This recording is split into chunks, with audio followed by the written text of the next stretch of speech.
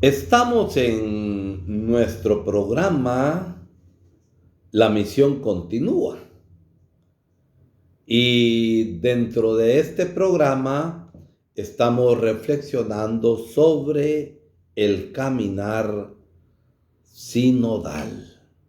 Este camino sinodal en el que caminamos unidos, nos encontramos y nos escuchamos. Este caminar sinodal en el que discerniendo participamos juntos para la misión. Y su programa lo transmitimos a través de Radio Chortí y retransmitido también por Radio Pax. Vamos a dar otro paso más. ¿Cuáles son las actitudes para participar en este proceso o camino sinodal? Fundamentalmente en el espíritu de apertura, hemos de dedicar tiempo para compartir y no andar corriendo. Todos pueden crecer en comprensión a través del diálogo. ¿Y cuáles son las actitudes? La humildad y la humildad en la escucha.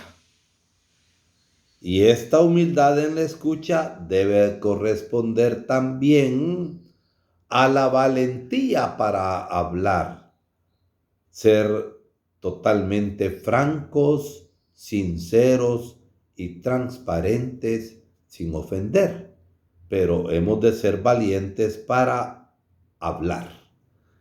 Y todos tenemos derecho a ser escuchados, así como también tenemos derecho a hablar. Acoger lo que dicen los demás, también como un medio a través del cual el Espíritu Santo puede hablar para el bien de todos, para el bien de la comunidad, como dice la primera carta a los Corintios 12:7. A cada uno se le da la manifestación del Espíritu para el bien común.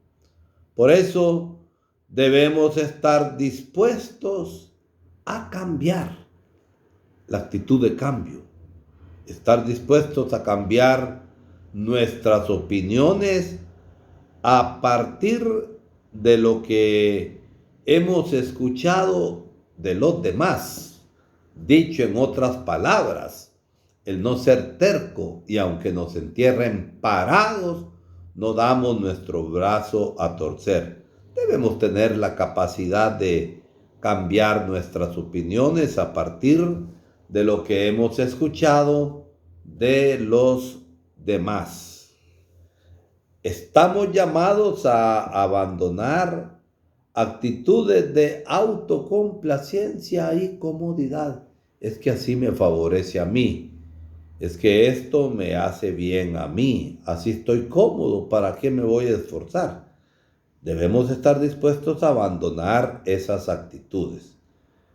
El proceso sinodal nos ofrece la oportunidad de abrirnos a la escucha verdadera, a la escucha auténtica, sin estar recurriendo a respuestas que ya tenemos prefabricadas, ni a mis juicios, que los tengo desde hace mucho tiempo y que trato de imponer a los demás.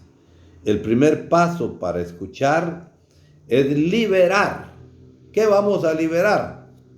Nuestra mente y nuestro corazón de los prejuicios que tantas veces los tenemos por ignorancia, y liberarnos de esto para la unidad, evitar la división. Superar, por otro lado, el clericalismo. Pensar que, como el párroco lo dijo, solamente él sabe, solamente él tiene la autoridad y no se le puede contradecir, sino que solamente debemos obedecer. Debemos hablar con franqueza, escucharnos y buscar juntos el bien común. A imagen de Cristo, el verdadero poder es el servicio, y la sinodalidad pide a los pastores, a los sacerdotes, a los párrocos, que escuchen atentamente al rebaño que se les ha confiado, al igual que pide a los laicos que expresen con libertad y con honestidad sus opiniones. Honestidad en todo, aunque no guste al sacerdote o no guste a los demás.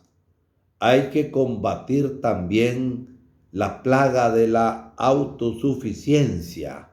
Tenemos que dejarla a un lado, porque podemos aprender de los demás, podemos aprender unos de otros y caminar juntos y estar al servicio de los demás. Se nos pide también evitar las trampas. ¿Qué queremos decir con esto?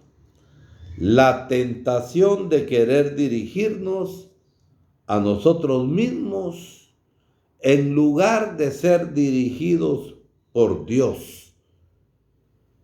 Esto sería seguir nuestra conveniencia y nuestra comodidad, nuestros gustos y antojos. Nuestros humildes esfuerzos de organización y coordinación, no olvidemos, están al servicio de Dios, que nos guía en nuestro camino. La tentación de fijarnos y concentrarnos en nosotros mismos, en nuestras preocupaciones inmediatas. El proceso sinodal es una oportunidad para abrirnos, para mirar a nuestro alrededor y ver las cosas desde otros puntos de vista, y para salir en misión hacia las periferias, no solamente físicas, sino existenciales. Y esto requiere que veamos el horizonte, esto requiere que veamos a largo plazo. Otra tentación que hemos de rechazar es la de ver solo problemas. Podemos perder la luz si nos estamos fijando solamente en la oscuridad, en lugar de concentrarnos solo en lo que no está bien, sino que hemos de apreciar donde el Espíritu Santo está generando vida. El Espíritu siempre actúa, y el Espíritu va siempre más allá de nuestras expectativas, de lo que nosotros pensamos, de lo que nosotros creemos. Y este Espíritu que está generando vida nos va a permitir ver cómo podemos dejar que Dios actúe más plenamente. Otra tentación es la de fijarnos solamente en las estructuras, es decir, en los grupos ya establecidos, consejo parroquial, consejo eclesial, como se le llama en algunos lugares, y concentrándonos solo en esto, dejar fuera a la gran mayoría y olvidarnos que los mismos miembros del consejo representan a otros grupos dentro de la comunidad. La conversión y la renovación de estructuras solamente se van a producir a través de la conversión y la renovación continua de todos los miembros del cuerpo de Cristo, de todos los miembros de la iglesia. La tentación también que hemos de dejar es la del conflicto y de la división. por gusto vamos a tratar de imponer las propias ideas a todo el cuerpo, a toda la parroquia, mediante la presión, insistiendo o desacreditando a aquellos que piensan diferentes, porque lo más fácil es quitar legitimidad a los demás y desacreditarlos porque ellos piensan diferentes. No, tenemos que tomar estas diferencias y juntos trabajar por el bien común. Es contrario al espíritu de la sinodalidad enemistarse con los demás, tener rencillas con los demás y favorecer los conflictos que dividen, que amenazan a la unidad y a la comunión de la iglesia. Esto es ir en contra del deseo y de la voluntad de Jesús, que ha orado para que todos seamos uno como Él es con el Padre, y así el mundo crea. Desacreditamos la misma iglesia metiendo divisiones. La otra tentación es la de escuchar solo a los que participan en las actividades de la iglesia, a los agentes de pastoral, aquellos allegados, y posiblemente esto sea más fácil de manejar, pero termina ignorando una parte significativa de la mayoría del pueblo de Dios. La otra fase, además de la fase parroquial a la que hemos estado aduciendo, es la fase diocesana. Gran parte de la riqueza de esta fase de escucha llegará de lo que se comparta en las parroquias, en los movimientos laicales, en las pequeñas comunidades de vida cristiana y otros grupos. Las parroquias que tengan un consejo parroquial y las diócesis que tengan un consejo pastoral diocesano pueden hacer uso de estos organismos sinodales existentes para organizar, facilitar y dar vida a este proceso sinodal a nivel local, a nivel diocesano, siempre que se haga un esfuerzo para llegar a los que están fuera, a los marginados, a los excluidos, a las periferias, e invitar a todas las personas a reunirse para escucharse mutuamente y a expresar comentarios, a expresar ideas, reacciones y sugerencias individuales y de grupo. Por eso este sínodo desea promover y desarrollar la práctica y la experiencia de ser sinodal en el curso del proceso actualmente y también para el futuro, porque tenemos que ver a largo plazo. Es necesario hacer esfuerzos significativos para que pueda participar el mayor número posible de personas y de escuchar a aquellos que no tienen voz. Nos escuchamos los unos a los otros, repito, para oír mejor la voz del Espíritu Santo que habla en nuestro mundo actual. La Santa Sede preparó muchas preguntas y el objetivo no es responder a todas las preguntas, sino elegir a las que sean más importantes o relevantes para el propio contexto local, para nuestras propias comunidades. También se pueden formular otras preguntas y se pide dar más énfasis a las preguntas que se refieren a historias personales y experiencias de la vida real que aquellas declaraciones de tipo puramente doctrinal. Algo importantísimo es que nos preguntemos cuál es el papel, el rol del obispo en este proceso sinodal.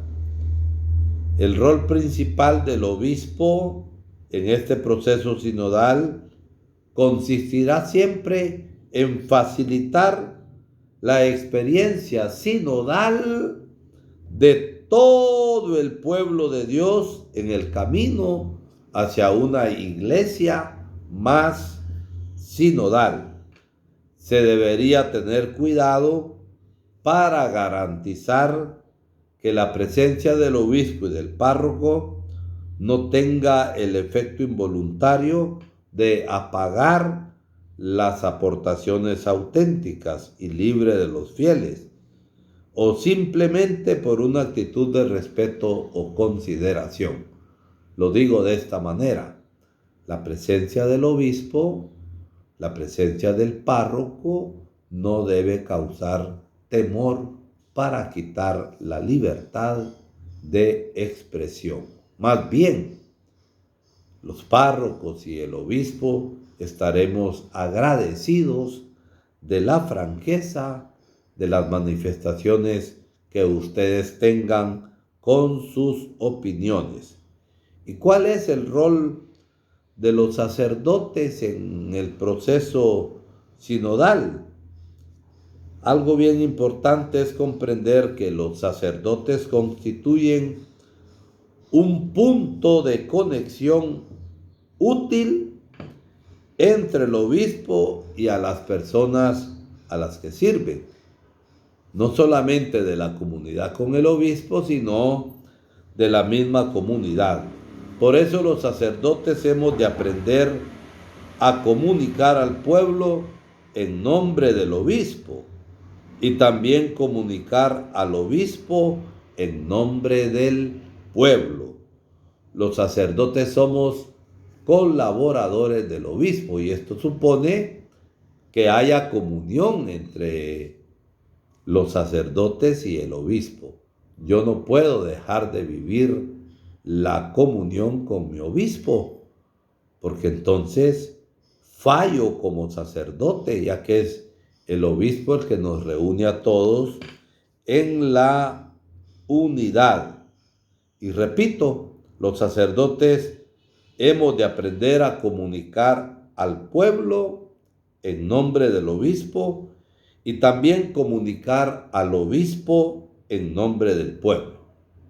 Estamos llamados a ser agentes de comunión y de unidad en la construcción del cuerpo de Cristo, a ayudar a los fieles a ir adelante juntos, caminando los unos con los otros, juntos en el corazón de la iglesia.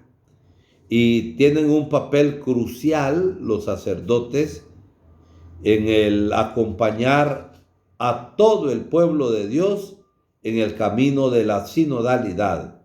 ¿Por qué? Porque pueden sensibilizar sobre la naturaleza sinodal de la iglesia y el significado de la sinodalidad en las parroquias, en los ministerios y movimientos a los cuales servimos. Por eso el sacerdote ha de sensibilizarse primero para ser agente de comunión. Hemos de recordar siempre que el ministerio sacerdotal no es el privilegio de una posición exclusiva, de poder y de separación. Lejos de eso, los sacerdotes hemos de custodiar el lugar que ocupa Jesús y no sustituir a Jesús, no para poner filtros a la presencia de Jesús, sino para que sea más fácil encontrar a Jesús. Este es el rol fundamental que tenemos los sacerdotes. Importantísimo que reflexionemos sobre los recursos para organizar al proceso sinodal. La pregunta fundamental de la consulta es esta: en una iglesia sinodal que anuncia el Evangelio, ¿todos caminan juntos? ¿Cómo se realiza hoy este caminar juntos en la propia iglesia particular, en la parroquia, en la diócesis, en el grupo, en el movimiento, en la pequeña comunidad? ¿Y qué pasos nos invita a dar el Espíritu para crecer en nuestro caminar juntos? Entonces, para responder a esta pregunta, se nos invita a recordar nuestras experiencias. ¿Qué experiencias de nuestra iglesia local, parroquial, nos recuerda esta pregunta? Y hemos de volver a leer estas experiencias con mayor profundidad, ver qué alegrías han aportado, ver también cuáles son las dificultades y los obstáculos que hemos encontrado, qué heridas han dejado y nos están dando a conocer, y cuáles son los conocimientos que han suscitado. Hemos de recoger los frutos compartidos.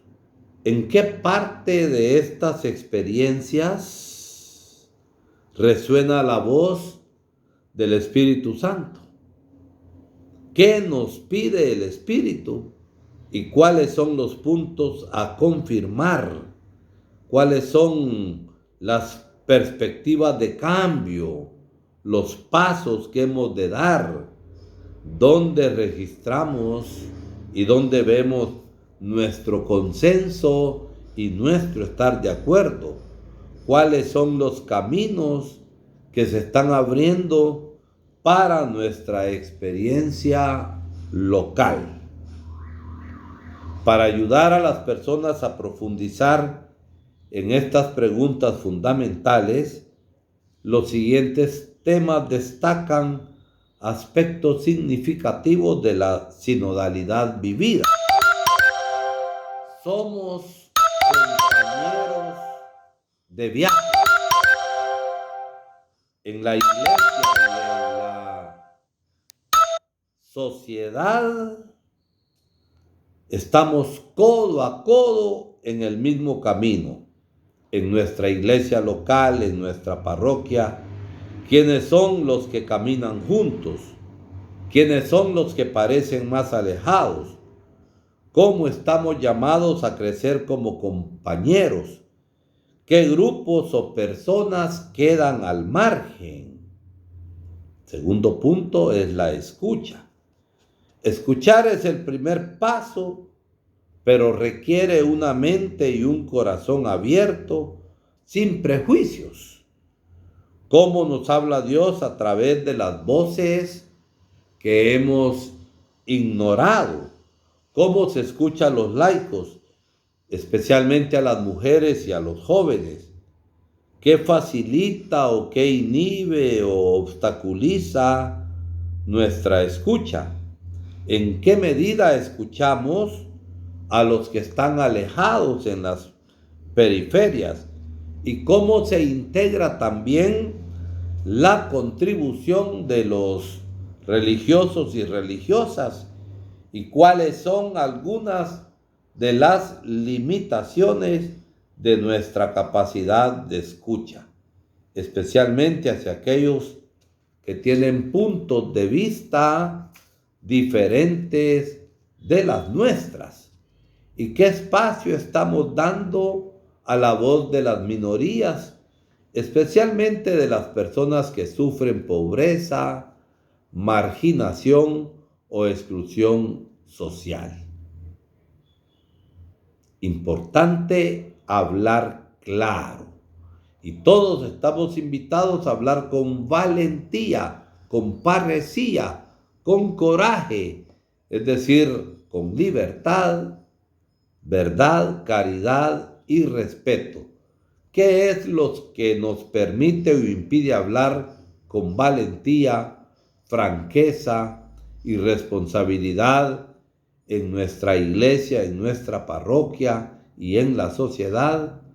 ¿Cuántos y cómo conseguimos decir lo que es importante para nosotros? ¿Y cómo funciona la relación con los medios de comunicación locales o solamente los medios de comunicación católicos? ¿Y quién habla en nombre de la comunidad cristiana? ¿Y cómo se le elige? Caminar juntos solo es posible si se basa en la escucha comunitaria de la palabra y la celebración de la Eucaristía. ¿De qué manera la oración y las celebraciones litúrgicas inspiran y guían nuestra vida común y nuestra misión en nuestras comunidades?